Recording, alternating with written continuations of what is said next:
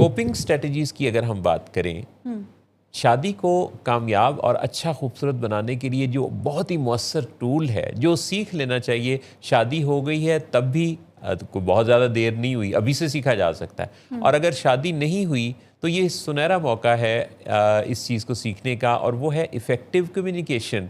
अपने जज्बात को और अपने ख़यालात को लफ्ज़ों में इमोशनली इंटेलिजेंट बन के ट्रांसलेट करने का आर्ट, जिसमें कि आप अपनी बात को, ख़यालात को डायलॉग की सूरत में कन्वर्ट कर सकते हैं, और हीटेड आर्गुमेंट से पहले अपनी बात को इस तरीके से बयान करना सीख सकते हैं कि सिचुएशन ख़राब ना हो।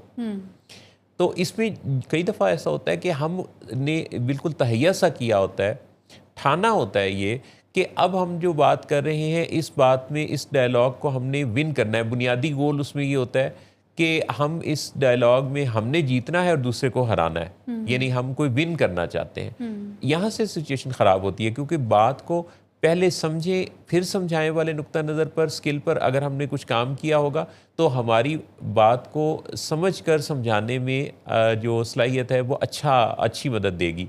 लेकिन अगर हम सिर्फ इसी नीयत से ये डायलॉग कर रहे हैं कि हमने दूसरे को पिछाड़ना है, उसकी बात को मुस्तरद करना है, उसको एक तरह से गलत साबित करना है, तो इस नीयत के साथ, क्योंकि इसमें नीयत बहुत ज़्यादा रोल अदा करेगी, तो अगर आपकी नीयत इस्लाह या अमन या सलामती नहीं है, बल्कि आपकी जो नीयत है वो इस वक्त ये है कि ये साबित हो जाए कि आप ठीक हैं और वो गलत है, तो इस नीयत का नतीजा अच्छा नहीं है।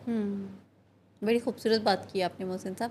और ज़्यादा जो बड़ी मिस्टेक, कॉमन मिस्टेक है, वो यही होती है क्योंकि बातचीत हो नहीं पाती, क्योंकि उसमें जो नीयत है वो अगले को पछाड़ना होता है। और जब आप इस नीयत के साथ कोई भी आर्गुमेंट्स कर रहे होते हैं या कम्युनिकेट कर रहे होते हैं, तो उसमें आप सुन नहीं रहे होते, आप सिर्फ बोल रहे होते हैं या जवाब दे रहे होते हैं। तो जो अभी आपने कोपिंग स्ट्रेटजी की बात की ना, तो उसमें इफ़ेक्टिव कम्युनिकेशन सबसे बड़ा रोल प्ले करती है, क्योंकि जितनी भी मिसकंसेप्शन है या अजम्पशंस हैं वो आपकी बातचीत से ही आ रही होती हैं।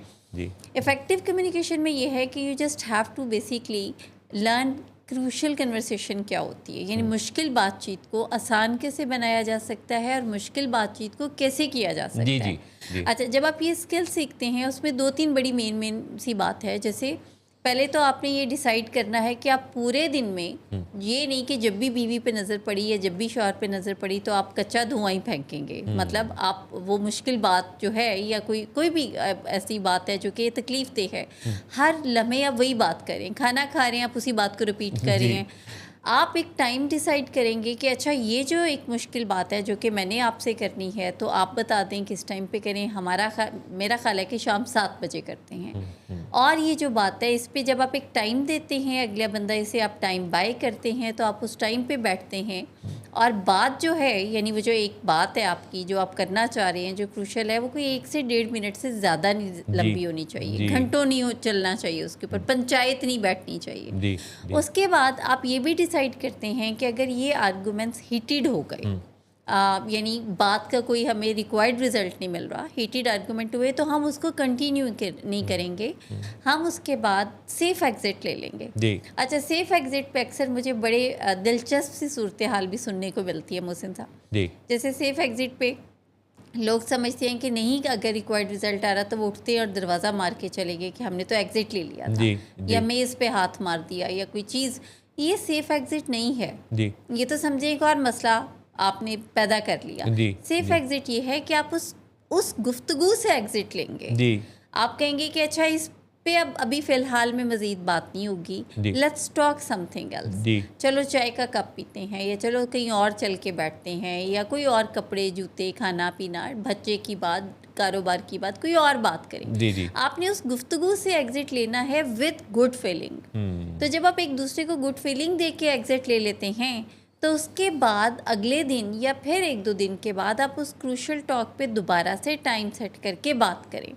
अच्छा, ये कोई ऐसा अमल है जो कि ओवरनाइट नहीं होता, एकदम से नहीं आता, ये स्किल है, और स्किल को जितना प्रैक्टिस करेंगे आपकी उतनी ही कमांड इसके ऊपर होगी। बहुत उम्दा आपने बात कही, क्योंकि अगर हम एक ही नशिस्त में ये नतीजा हासिल करना चाहेंगे तो नहीं होगा, बात में टकराव तसादुम पैदा हो जाएगा। जी जी जी। इसी तरह से अगर हम इसको ओपन छोड़ देंगे कि हर वक्त ही नसीहत का वक्त है, हर वक्त ही डायलॉग का या डिस्कशन ऐसी जो कोई मुश्किल बात है उसके कहने का वक्त है, यानी कहीं भी आप बैठे हुए हैं, तो उसका क्या नतीजा निकलेगा कि आपके घर का माहौल ख़राब हो जाएगा।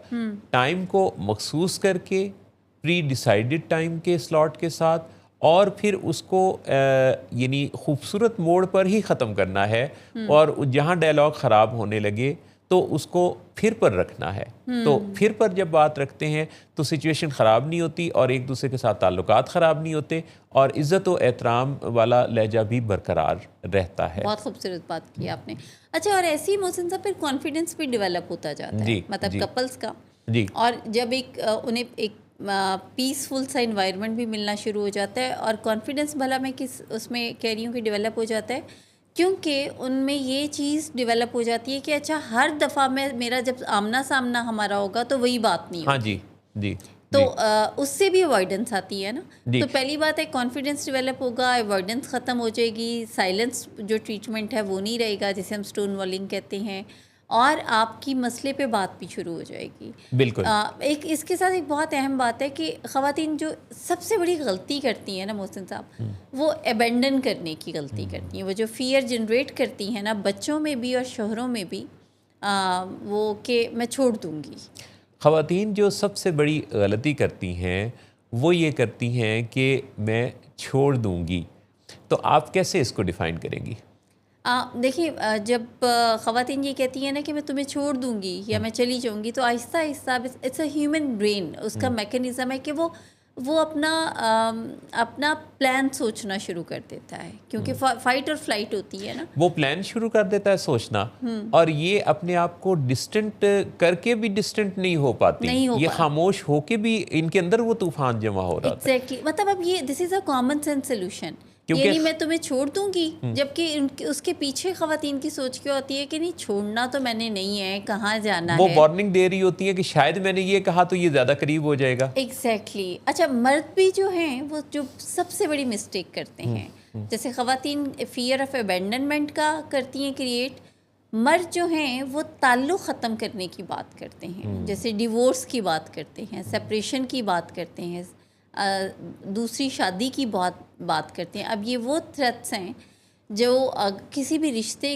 की कामयाबी को हरगिज़ मुमकिन नहीं बना सकती। धमकियों से, एक दूसरे को छोड़ देने की बातों से भी भला ताल्लुक ठीक होते हैं, इससे तो यकीनन उस ताल्लुक को, रिश्ते को और भी ज़्यादा डैमेजेस होंगे, नुकसान पहुंचेगा। लिहाजा एक दूसरे को छोड़ देने की बात एक मियाँ बीवी आपस में भी कर रहे होते हैं और बच्चों से भी ये बात हो रही होती है। बच्चों को भी कई दफ़ा धमकियाँ, मैंने तो आग करने की बातें भी सुनी। पिछले दिनों तो एक फादर से मुलाकात हुई, उन्होंने कहा बच्चा बहुत बुरे हाल में है पर मैंने उसे आग कर दिया हुआ है और वो दिमागी बीमारी में मुब्तला है। यानी सिर्फ उसके कुछ बीमार रवैयों की वजह से उन्होंने उसे उसकी जिम्मेदारी ही से उसको डिसोन कर दिया। अब आप ये देखिए कि क्या ये कोई सेहतमंद दिमाग का फैसला है?